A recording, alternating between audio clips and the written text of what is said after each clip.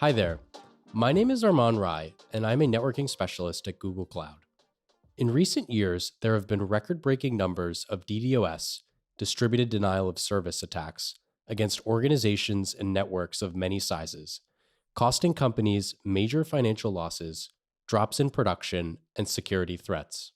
As adversaries continue to expand their capabilities and frequency of attacks, any organization hosting a web service via the public internet is susceptible to attack.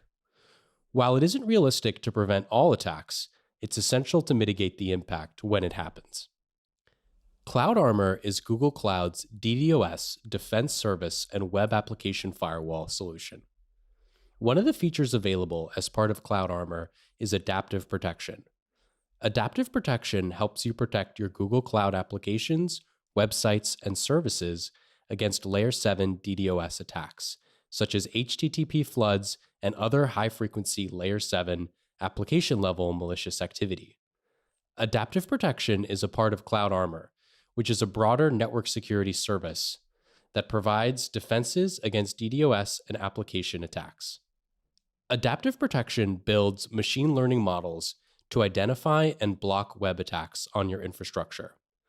It does this by, first, learning what your normal traffic pattern looks like for each internet-facing website or service, which might take an hour to a couple of days in order to give it enough time to train the model. This includes several dozen features and characteristics of incoming requests. For example, the source of the traffic or elements of the HTTP request coming in. Once it's done learning the baseline traffic patterns of a web service, it will then shift to actively monitoring for Layer 7 DDoS attacks. And it continues to learn over time, so as the traffic patterns of good requests change, it adjusts its models automatically. If it detects an anomalous deviation from your normal traffic pattern, it will alert you on this anomalous activity. It then generates a signature describing the potential attack, and generates a custom Google CloudArmor web application firewall rule to block the signature. Now I'll show you how it works. I've set up a simple managed instance group sitting in US East 1. It's a backend service sitting behind a global HTTPS load balancer. I've also configured a CloudArmor security policy with adaptive protection turned on. Using a script, I've simulated our good, normal traffic with a 20 request per second range and left it on for 1 hour. This traffic was used for adaptive protection to profile our normal traffic pattern.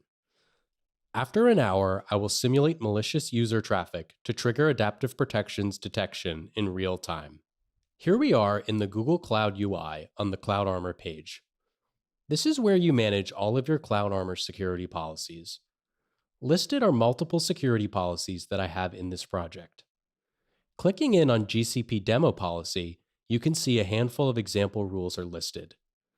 The default action is allow, which means that if no rules are triggered, traffic will get sent to an instance group sitting in US East 1. In addition to the handful of rules, adaptive protection is enabled for this CloudArmor policy. Selecting the Targets tab, you can see that this policy is applied to the unmanaged web backend service. This is the backend service of the load balancer where the instance groups are located for the demo. Under the Adaptive Protection tab, you can see that there has been a steady flow of traffic to my backend instances for the last 1 hour at about 22 requests per second. This traffic is hitting the unmanaged web backend, which is what I applied my CloudArmor security policy to.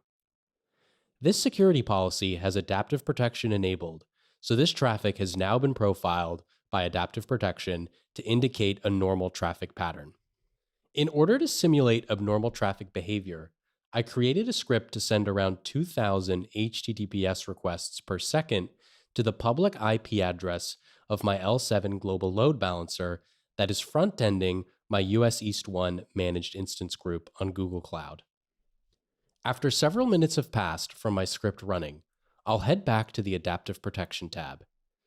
Here you can see a spike in the number of allowed requests from around 22 requests per second to over 2,000 requests per second.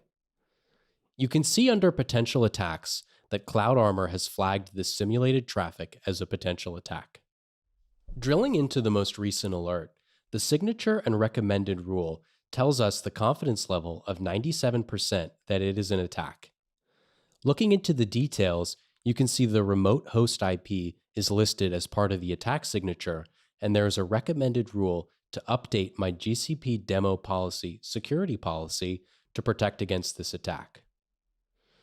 Right from here, I can apply the rule in preview mode or blocking mode. Preview mode lets you preview the effects of a rule without enforcing it, while blocking mode enforces the rule and starts blocking traffic right away. The attack confidence and recommended rule will dictate whether you should deploy in a preview or blocking mode and varies from application to application. I'm going to select preview mode. Now I will head back to my existing CloudArmor policy. Here you can see a new rule with priority 59 has been created in a preview mode within minutes of the attack being kicked off.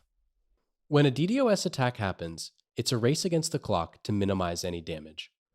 CloudArmor's adaptive protection drastically reduces the time that incident responders have to spend performing analysis and proposing mitigations to block the ongoing attack. You get actionable insights right away via machine learning powered analysis, pattern detection, and recommended mitigations. Adaptive protection is part of the CloudArmor Managed Protection Plus subscription. The subscription also includes a number of other security features like named IP lists, DDoS response support, and DDoS bill protection. You can subscribe to CloudArmor Managed Protection Plus in the Google Cloud Console, and check out the links below for more information on CloudArmor and how to get started.